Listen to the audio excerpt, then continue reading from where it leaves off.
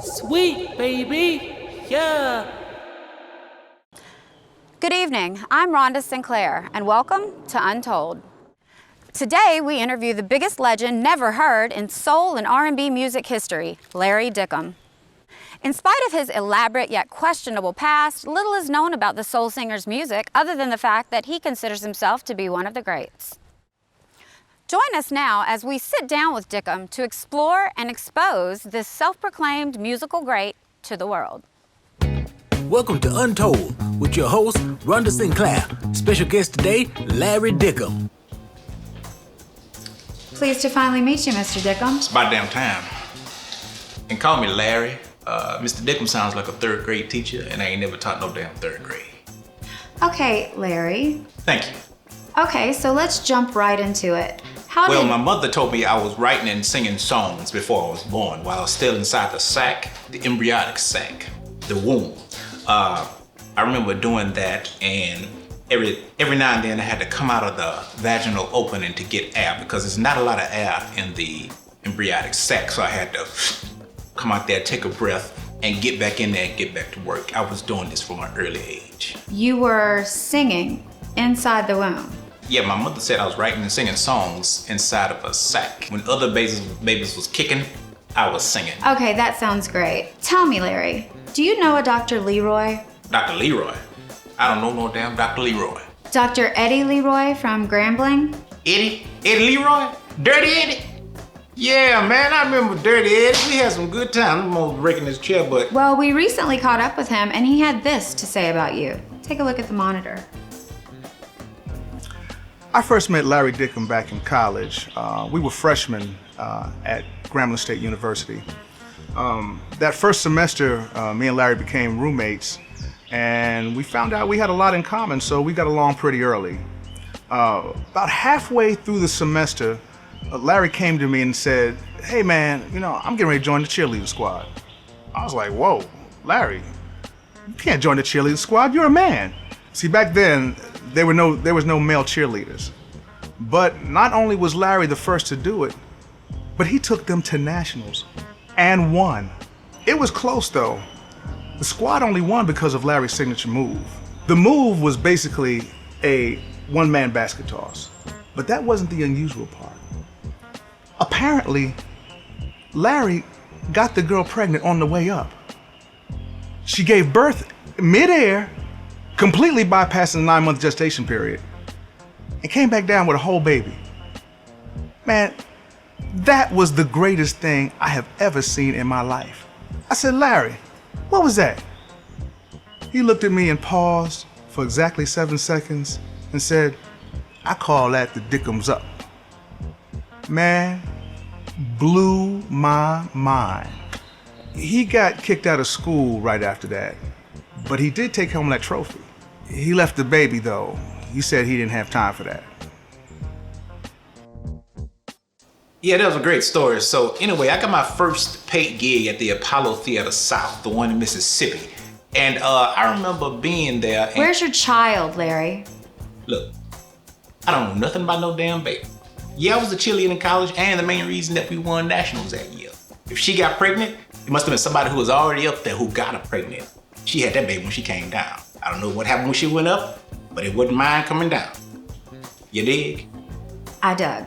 So when I was a teenager doing my run at the Apollo Theater South, I remember me and James Brown got into a tussling match, and James had pulled... Larry, let me ask you, do you roller skate? From time to time, I do. Do you remember a friend of yours by the name of Ronndell Freeman? Yeah, me and Rhonddell, we grew up together. We used to go skating a lot back in the day. Well, we talked to Ronndell, and he had a very interesting story about you. Take a look. Yeah, do I know Larry? Yeah, I know Larry, man. Look, me and LD go way back, all right? I call him LD. I don't know what y'all call him. When you remember when Bobby Brown had a six-pack? That's how long I know LD for, that long. Look, when we were teenagers, we'd go to this like skating rink called Super Skate. Every weekend somebody did the shot, man. But I remember this one time, man, my mom dropped me off to go link up with Larry, and I was supposed to, meet Larry at the skating rink. And on this day, man, I was, doing the usual skating, trying to skate at least, picking up girls. And this dude named Charles. Charles used to bully me from sun up to sundown, week after week after week after week. And today wasn't any different. Today wasn't any different, man. When I saw Charles, I tried to skate all fast, real fast, get away from Charles. But knowing I can't skate that well, Charles caught my ass. And he clipped the back of my skates. I fell, you know, rolled. But I don't think Charles really understood what was going on because Larry was actually standing behind Charles. Y'all remember back in the day, man, the prank pantsing? Where you pull the pants down in front of everybody, and then everybody, hey, you got a small penis, you know what I'm saying?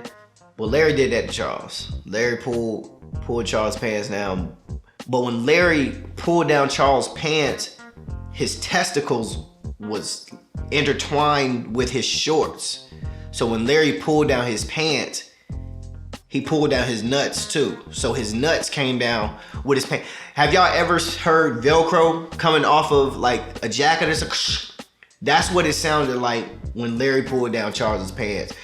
It's weird because when he pulled down his pants and his nuts came down with his pants, his penis was still attached. So it was like this. It was almost like an elevator, and his nuts was going down, but his penis stayed still. But was the crazy part, Charles never yelled. Charles didn't scream at all. I didn't know. I was literally in shock. The ambulance can't even put his balls back together. I've never seen anything like it. I think I heard one of the ambulance, the paramedics say, who would do such a thing? Of course, I'm not gonna tell on Larry. From that day forward, Charles never bullied me again. I never was bullied, thanks to Larry. So, Larry saved my life, man. He definitely did. I'll never forget it. Did you murder Charles, Larry? Hell no, I ain't murdered Charles. Charles ain't dead. Charles is not dead. Why did you manually remove his testicles? Shit, that's Charles' fault for wearing the wrong damn drawers that day. I don't feel too bad for him. Charles is the epitome of a troublemaker. Everywhere you go, cause trouble. Every time you see trouble, there go Charles. Every time you see Charles, there go trouble. Him and trouble go hand in hand. Had to yank that boy. Show him what real life was about. You understand me? Huh? You did? Now more than ever. So back to what I was saying. I remember beating the shit out of James Brown's dog because he was trying to push up on my guitar player, not the dog. Do you like to fight, Larry? Only when necessary. You see, it's only one thing that I really fight over, and that's my music. You see, music... Do you know Shirley Green? Shirley? Yeah, I remember Shirley. Me and Shirley had a duet together back in the day. We used to do gigs together. Shirley had the best damn collard greens I ever tasted in my life. Delicious. But a potato salad tastes like shit. She put sunflower seeds in them. Well, we got in touch with your old friend, and she had this to say. I've been knowing Larry for a while now. And ever since I've been knowing him, that mouth of his has been getting him in and out of trouble. I remember back in '87 when Larry and my third cousin Earl got into a big argument over some girl. Now, Larry was talking his usual shit, and Earl got mad and hit Larry in the mouth. Now, Larry, he could fight, but that old Earl, he knew karate. And Earl might have put a whooping on Larry's ass that would have had Sammy Davis Jr. tapping in his grave. And after he whooped his ass, Earl made Larry strip butt naked. I said, Earl, you ain't got to do him like that. And Larry's laying down there butt naked and beat up. Now, I don't know how he did it, but some kind of way Larry pulled a pistol out his ass. Larry jumped up and pointed a gun at Earl and started talking shit again. I said, Larry, put some clothes on. But he wasn't listening to me. It was right around that time when Earl used that old karate to take the gun back from Larry. Now, I thought it was over, but what Earl didn't realize was that the tip of the barrel was clogged in feces. And when he pulled the trigger, it backfired on him, blew his own head off. I found a new respect for Larry that day. Larry, did you kill Earl? Old dumbass Earl killed himself. Earl took my gun. The one you had conveniently lodged in your ass? Where I keep my gun is none of your damn business, lady. Earl got what he had coming and I ain't had nothing to do with that. But it was your poop that was in the tip of the barrel. But he pulled the trigger, you dig? I indeed do dig. So let's get personal. I heard you were a magician when it comes to the ladies. Well, I don't mean to toot my own horn, but my horn gets tooted. Toot juice be all on the walls and shit. Toot juice be everywhere, all on the ceiling and shit like that, slipping on the floor because of the toot juice. Okay, well, we ran into an acquaintance of yours and she had this to say about your tooting. Well, me and Larry met some years back in the grocery store in the eggs department. I needed some eggs for food. So he came up to me and was like, let me get that. And I was like, get what? At first I thought he was talking about my eggs. Cause I was like, these are my eggs. You can go over there and get your own eggs cause there's plenty left.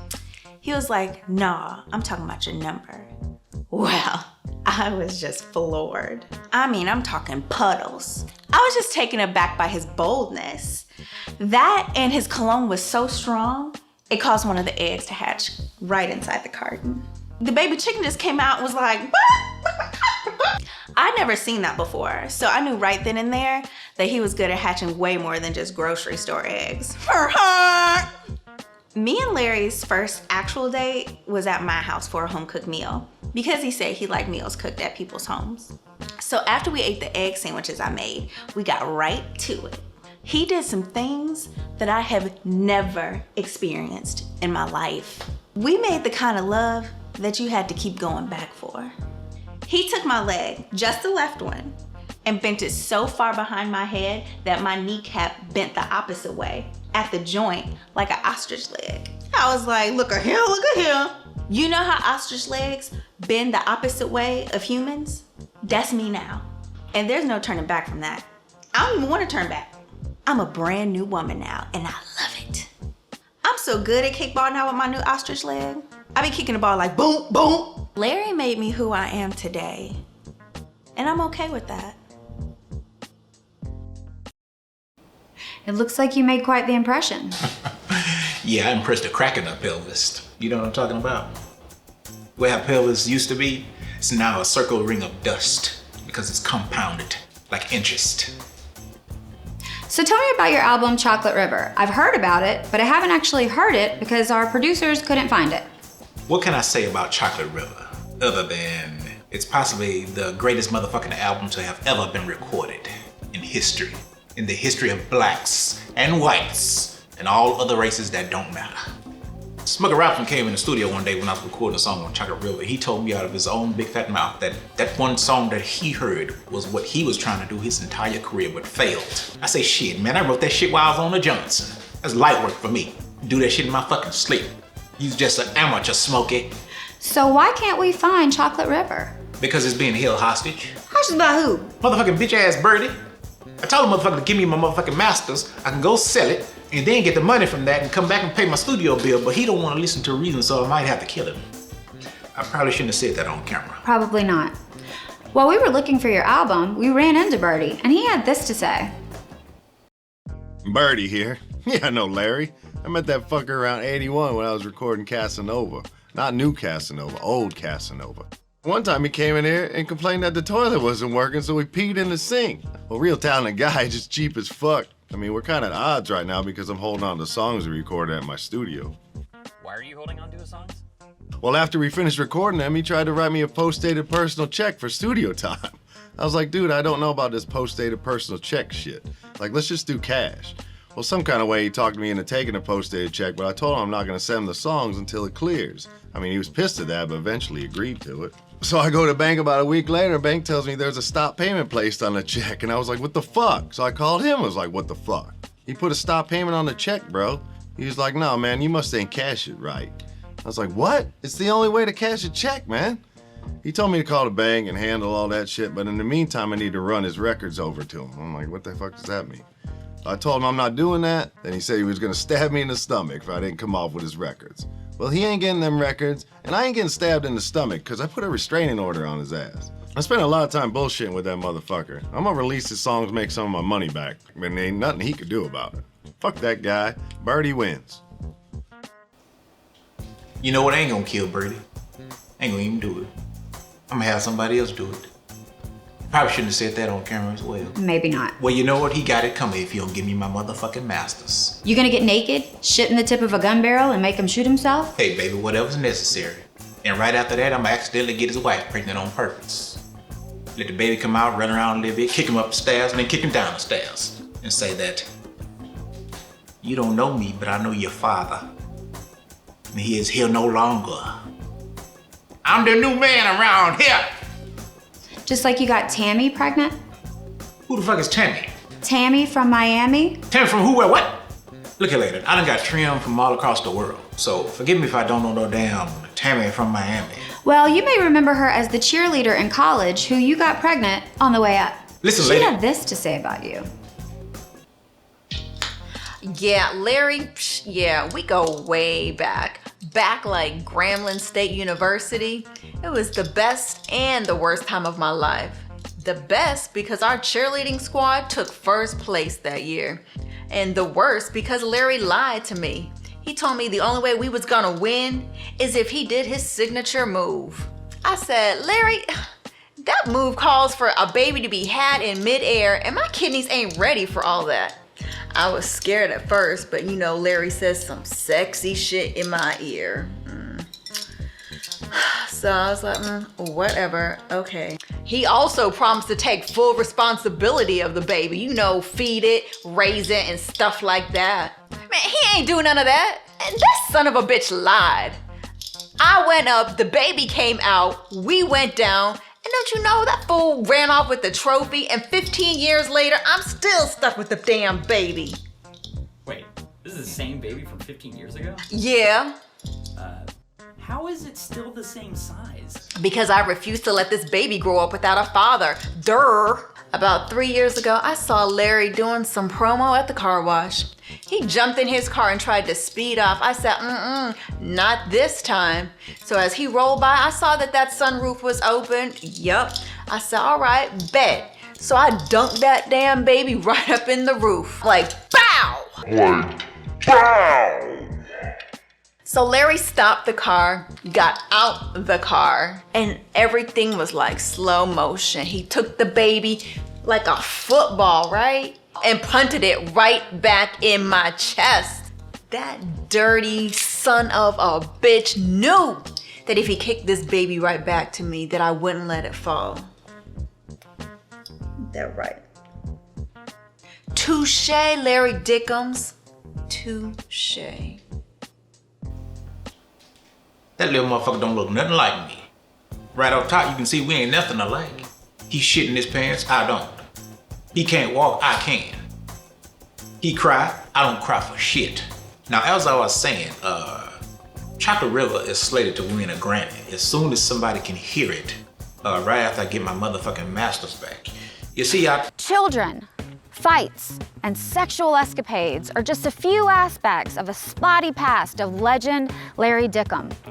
Determined to get his masters back, Larry will have to face the past in order to secure his place amongst the greats. I'm Rhonda Sinclair, and this has been Untold.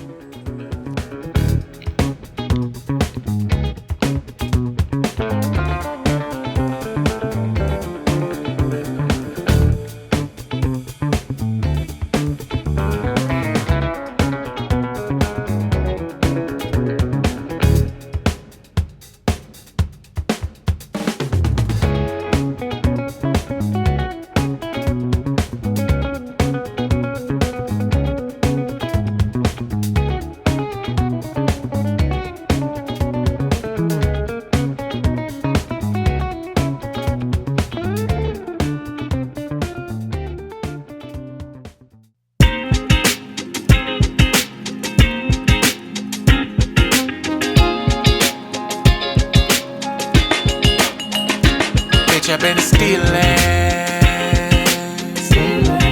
I stole his shirt that I got on.